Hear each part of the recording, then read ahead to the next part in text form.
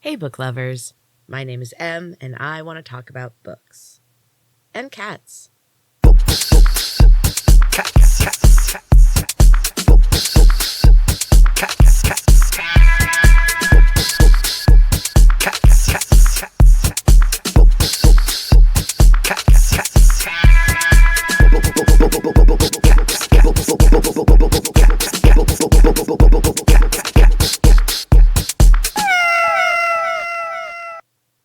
Welcome back, book lovers. So real quick, the podcast is going to be on break next week.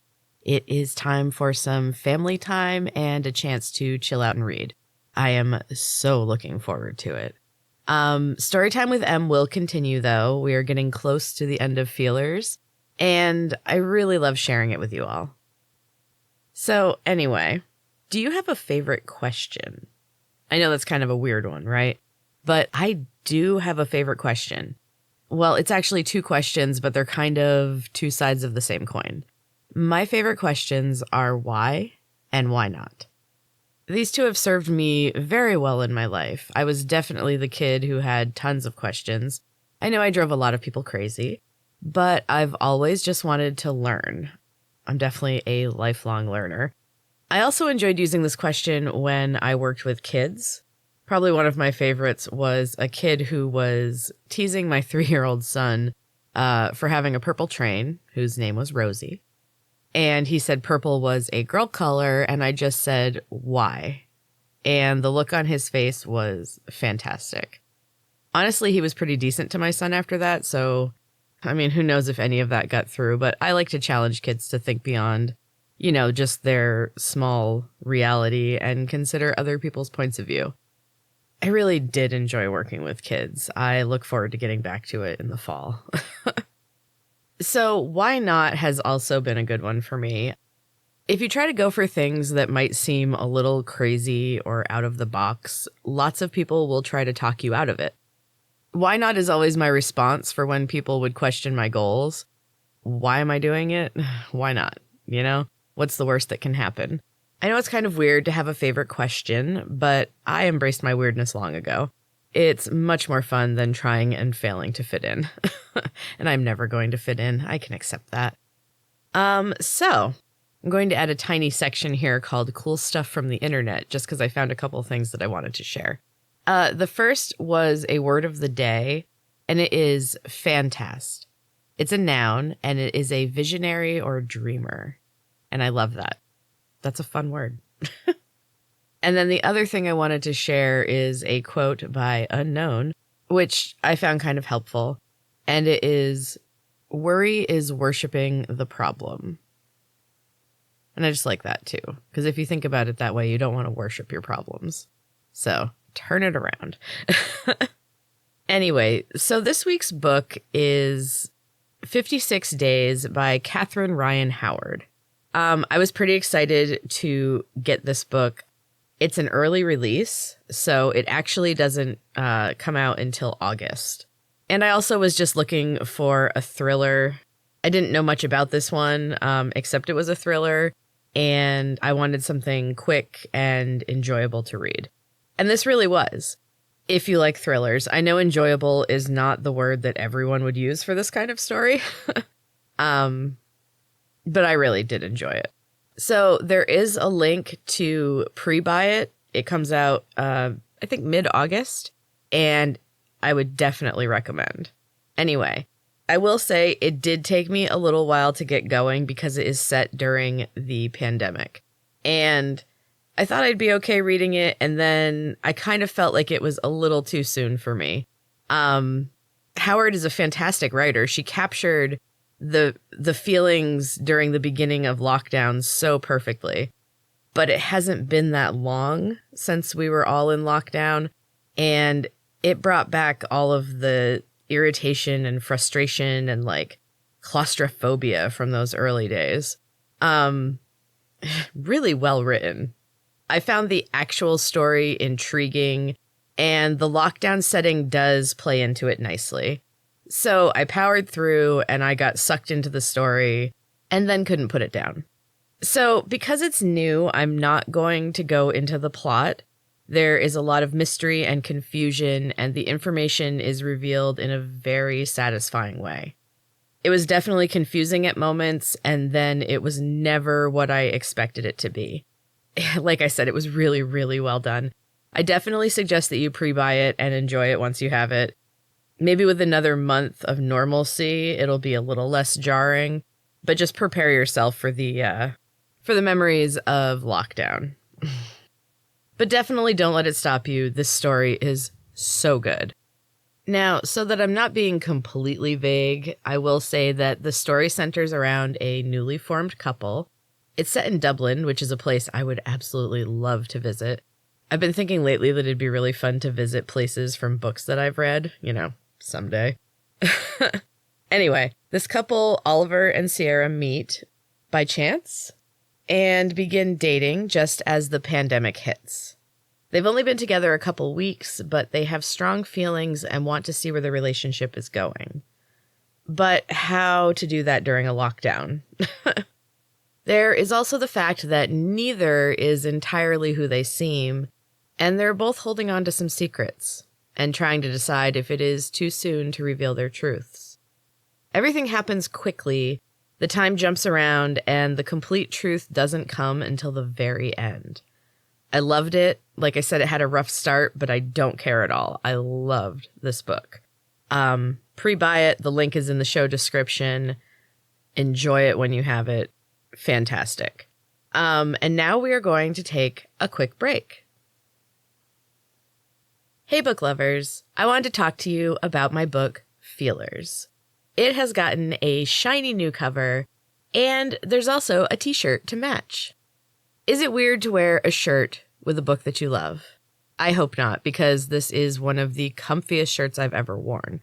I also have one with my secondary logo on it, and I love that one too. So comfy. If you've been listening to Storytime with M, then you are almost all the way through Feelers.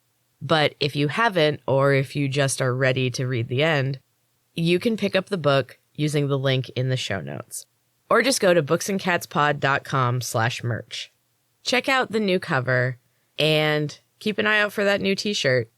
It's coming soon. Welcome back, book lovers. So I've got some random cat facts for you. Every once in a while, I'm just like, I want to read some more cat facts. And there is just an unending supply. It's amazing. So I picked a few that I found interesting. The first is that cats can jump as high as 5 times their height, which is amazing. If I could do that, I would be able to jump 25.5 feet. And that's the height of my house. I wish I could do that. That would be almost as good as flying.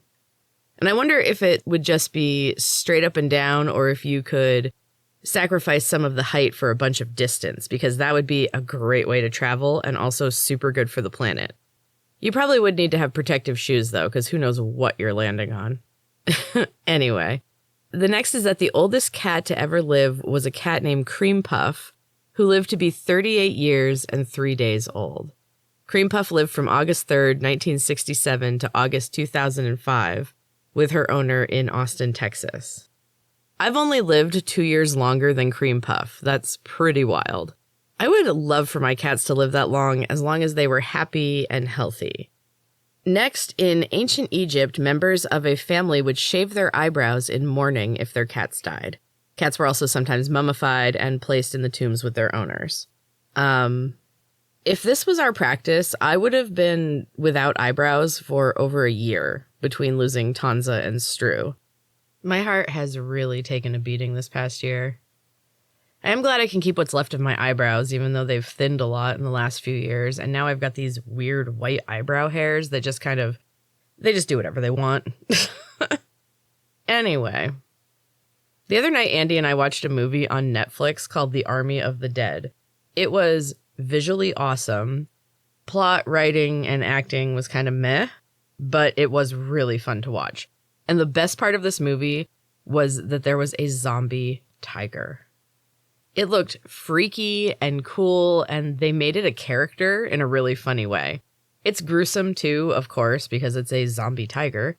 But seriously, so cool. Like, what an interesting idea. There was a zombie horse too, but the zombie tiger I found really, really impressive. Anyway, now it is time for the quotes of the week. Yes, quotes. Let's be real here. Once again, I have chosen 3, and again, no real theme. Just that they're all from books, and they spoke to me in one way or another. 2 of them are from one of my favorite authors, Ernest Hemingway. Let's start with one from A Farewell to Arms. The world breaks everyone, and afterward, many are strong at the broken places. I love that.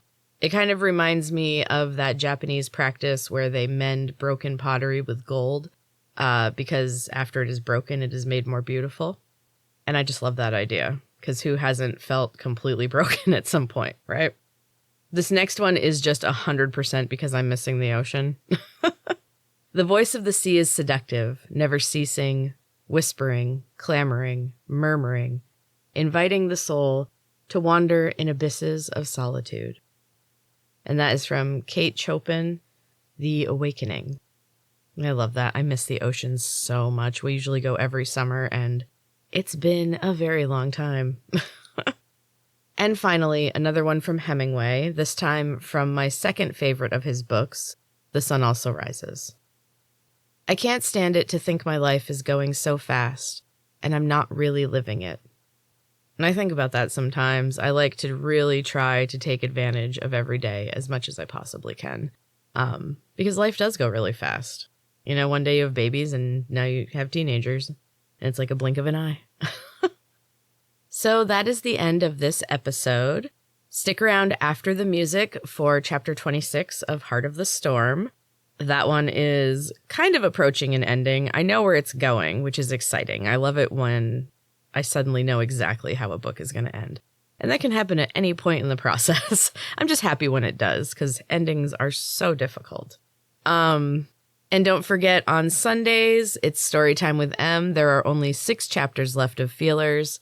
And then I'm going to have to choose what book I share next. You can check out the list of all my books on booksandcatspod.com. And if you see one that tickles your fancy and you want it to be the next one I share, send me a DM and I might pick it. And also, while you're on the website, check out past episodes, links to all my books, and everything else Books and Cats. Thank you so much for listening. And until next time, keep reading.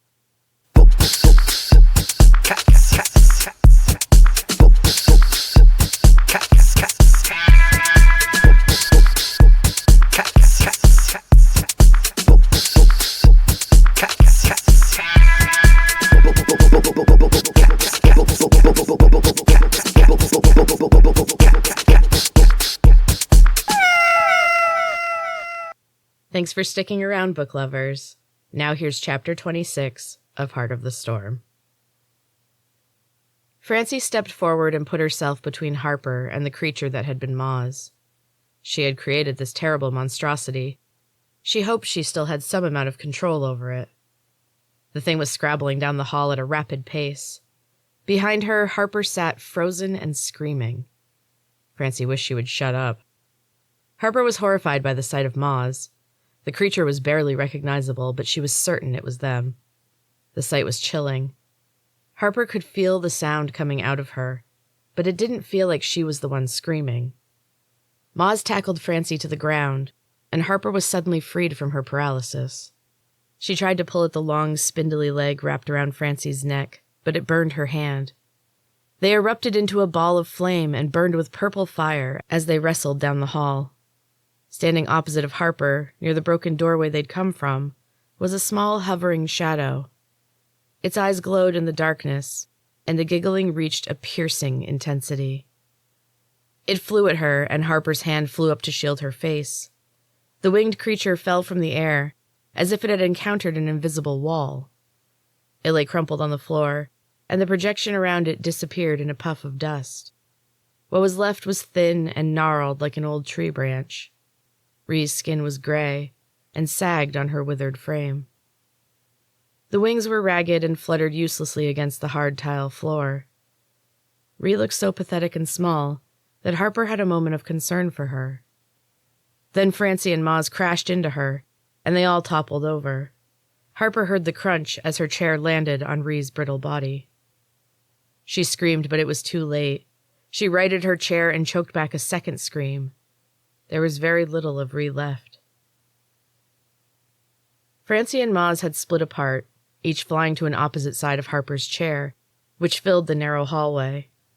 Francie was on the side with Rhee, and she was grateful Maz didn't have to see it. Because she suddenly knew. Rhee was a child of death. One of them, like Francie and Harper and any other horrible children the sisters had birthed. They had each had one. Did that include Maz? Francie was pretty sure it did. Rhee was Maz's child. And then Francie was slipping down to the floor. The pain deep in her belly pulled her to the cold tiles, and she curled in on herself and cried. Maz stretched and sat up in surprise. They held out their hands and examined them closely. They had fingers again. And hands. 2 arms. 2 legs. They smiled and closed their eyes happily. Harper tore her horrified stare from the remains of Rhee and turned to take in Maz. They looked as they had before, except the straight dark hair had turned bright white. They looked at their hands in amazement, and then turned their gaze to meet Harper's. "Whoa," was all Harper could think to say. Kevo's fingers dug into the soft wood of the log he was seated on. Lizault looked like an entirely different person, and his easygoing vibe had been repressed by this new, powerful being. He was angrier, and Kevo could feel the rage radiating off his friend in waves. Lizault grinned and drummed his fingers on the log. Each hit vibrated the whole weathered tree, and Kevo felt each percussive moment. "What now?" he finally asked. His voice was hoarse and ragged. It betrayed his fear, and it made him angry. "Just a little longer, man." Lizault sprang to his feet and walked to the water's edge. "You're not going to believe this." He turned and grinned over his shoulder at Kevo. He beckoned to him. "Come see," he said. He gestured to the water rushing by his feet, and Kevo approached cautiously. He'd never seen water like this before. The power was magnificent. "Is this safe?" Kevo asked. He tried to keep his voice even, but the water filled him with a terror that he had never experienced before. He had faced many trials in his wasted youth, and strength was always his focus. Weakness was not allowed. Kevo shook out the tension in his arms and tried to relax. None of that mattered anymore. He had already failed. His part was done. The sound of the river grew louder. It echoed off the boulders along the water's edge and roared in Kevo's ears. The ground trembled under his feet, and the water was frothing and bubbling. Beside him, Lizault was grinning. He caught Kevo's eye and gave him a thumbs up. Somehow, it didn't make Kevo feel better. The water rose, still flowing past them, but rising in a solid, moving wall before them. There was a glimmer amidst the racing current, a flash of silver followed by another and another. They flitted around the wall of water, finally swirling together into the form of a woman. The water parted, and a beautiful creature stepped onto the stones beside Kevo. Her skin was pale with a slight blue sheen. She shimmered in the bright sunlight. Her eyes were pale and silver, and they seemed to stare straight into Kevo's soul. He felt naked under her gaze. His face grew warm, and he looked away first. She moved to embrace Lizault. She wore a tight-fitting bodysuit of chainmail. The dainty silver mesh glittered as she moved. Her hair was a shade of silver, only slightly lighter than her armor, and woven into a thick braid down her back.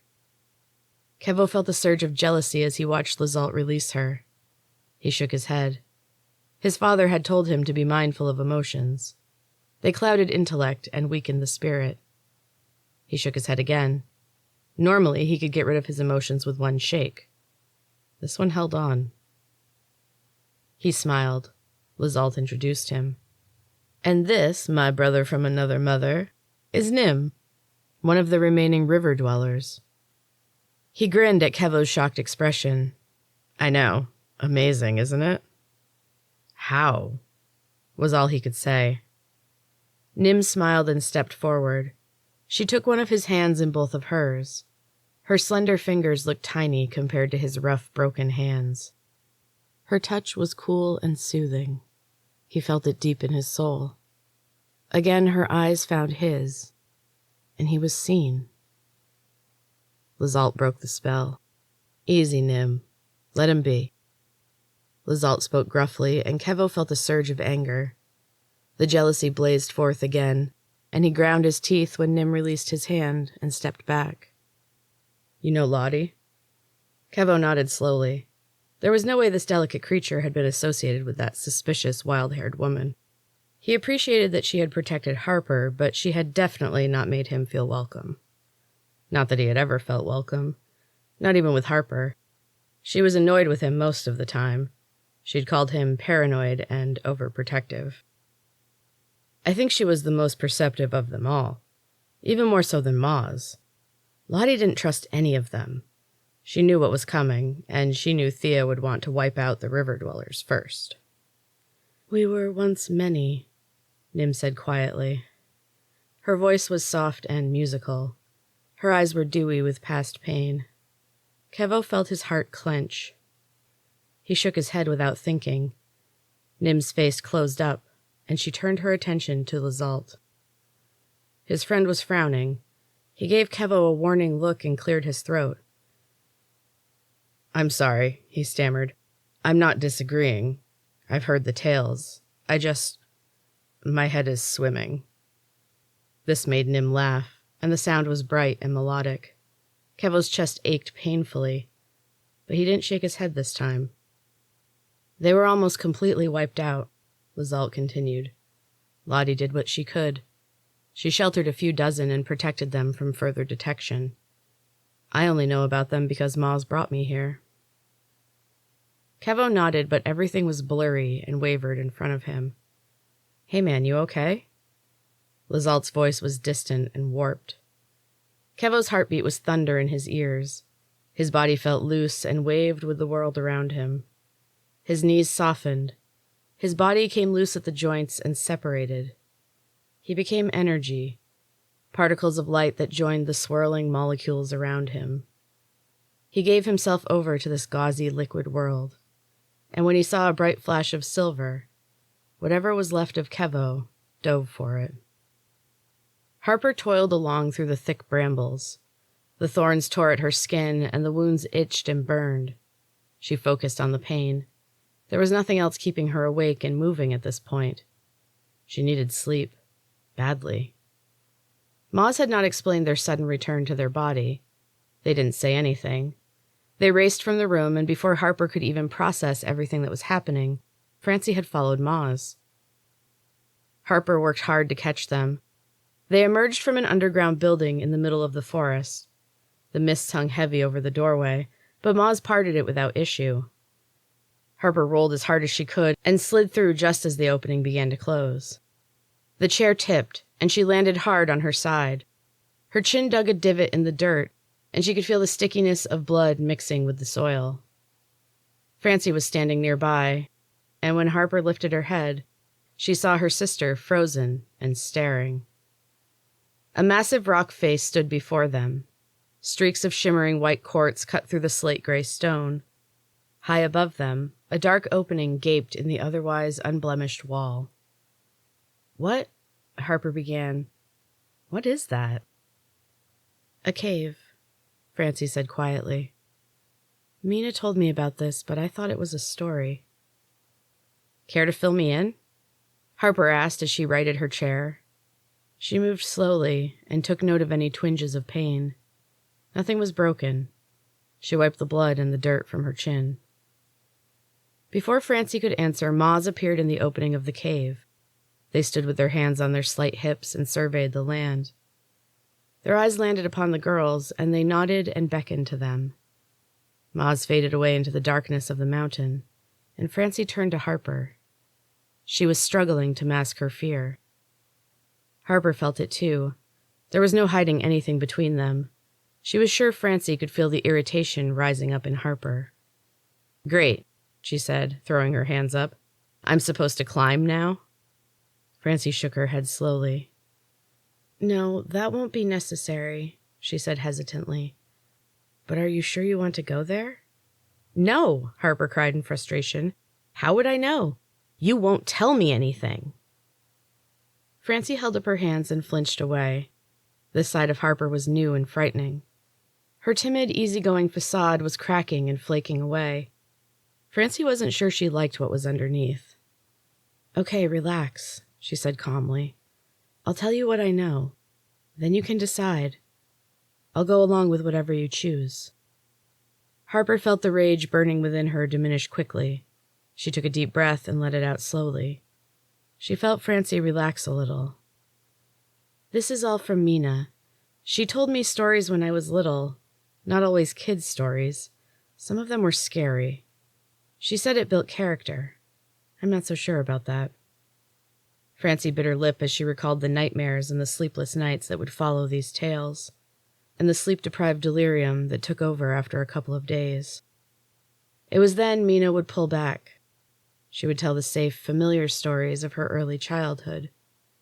Kind stories. Gentle tales of woodland creatures and the ancient times of peace, before the valley began to pull away from the outside world. The cave stories scared me the most, she said softly. I can't believe they're real.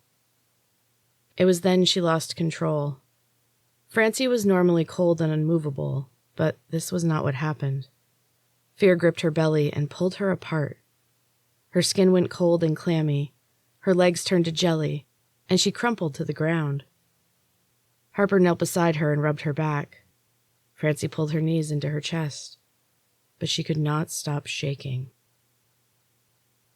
And that is the end of Chapter 26, book lovers. I hope you're still enjoying Heart of the Storm. Next week, remember, there will be no episode of M's Books and Cats podcast, but there will be Storytime with M. Thank you again for listening, and until next time, keep reading.